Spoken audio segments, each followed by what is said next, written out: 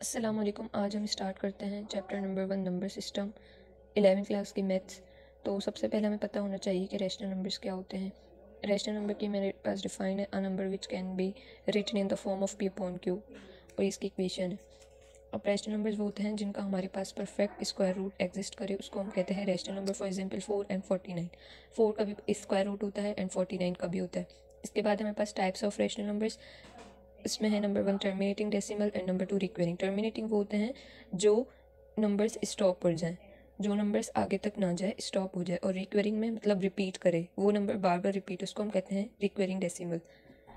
Terminating हमारे पास है, इसके एग्जाम्पल है 11.123 एंड रिक्वेरिंग की है हमारे पास 11.12। अब ये देखें, इसमें हमारे पास जो है नंबर रिपीट नहीं हो रहा, जबकि इसमें हमारे पास बार बार रिपीट हो रहा है, और हम इसको ऐसे भी लिख सकते हैं।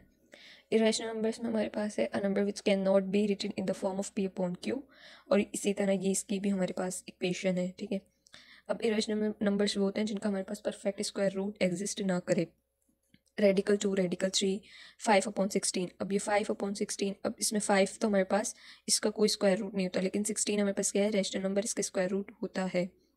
तो जब इसका स्क्वायर रूट बन जाएगा तो ये एक इरेशनल नंबर में ही आएगा। इसके अलावा हमारे पास जो पाई है वो भी एक इरेशनल नंबर है। इसके बाद हमारे पास इसमें, जैसे उसमें था रिक्वेरिंग एंड टर्मिनेटिंग, तो इस तरह इसमें हमारे पास है non recurring and non terminating decimal. अब इस तो फिर हमारे पास आ जाते हैं non recurring and non terminating decimal. अब हम इसकी एग्जांपल देख लेते हैं कि ये क्या होते हैं।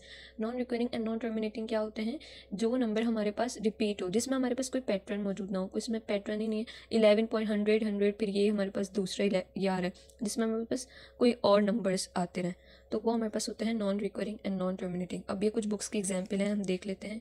0.25, 0.25 एक हमारे पास टर्मिनेटिंग डेसिमल है, और इसको हम ऐसे भी लिख सकते हैं, और ये रैशनल नंबर्स में आते हैं। फिर हमारे पास 0.333, इसको हम ऐसे भी लिख सकते हैं, और ये भी हमारे पास रैशनल नंबर्स हैं, बट ये हमारे पास रिक्वेरिंग में है क्योंकि ये हमारे पास रिपीट हो रहे हैं।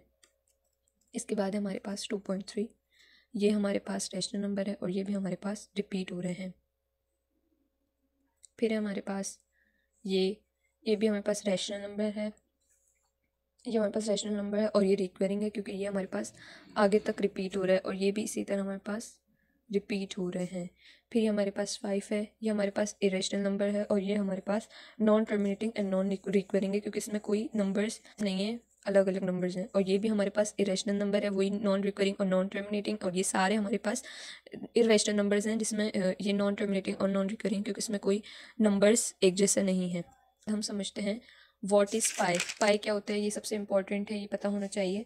तो ये है constant ratio between circumference of the circle and diameter of the circle equals to pi. अब ये हमारे पास एक सर्किल है, फॉर एग्जांपल एक सर्किल हम देख लेते हैं। अब डायमीटर क्या होता है, जिससे सर्किल मतलब उसका हाफ जो होता है उसको हम बोलते हैं डायमीटर, जिससे सर्किल कट हो जाए।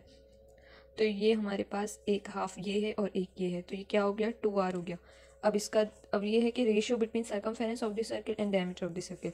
Circumference of circle and diameter of the circle, इसको हम s से रिप्रेजेंट करते हैं और इसको हम d से रिप्रेजेंट करते हैं। तो ये हमारे पास हो गया s अपॉन d।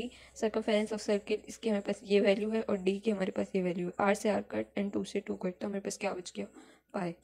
ये था आज का लेक्चर। अब हम इसके एग्जाम्पल्स नेक्स्ट लेक्चर में सॉल्व करेंगे। अल्लाह हाफ़िज़।